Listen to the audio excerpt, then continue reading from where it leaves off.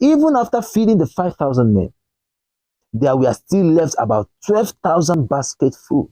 Meaning what? That the salvation plan of God is enough to fill the whole earth and still will not be exhausted. It means that nobody can exhaust the salvation power of God.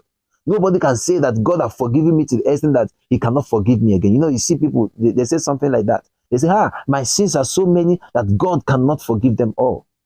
The things I've done, there are so many that God can, you know, by the time God will count this sin, I don't think he will do this. So I give up on the salvation plan of it. No.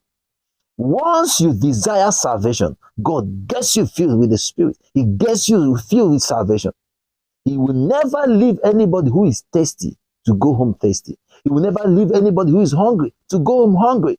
Jesus saw this multitude that they were hungry, about to faint and die, signifying the state of man without salvation, signifying the state of man without salvation, how that man without salvation is hungry unto death.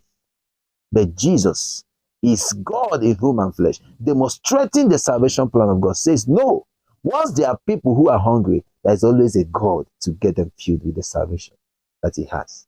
So today, are there people hungry in your street? Are there people hungry around you? There is one thing that is certain. God wants them filled. And how will he get them filled? Through the preaching of the gospel.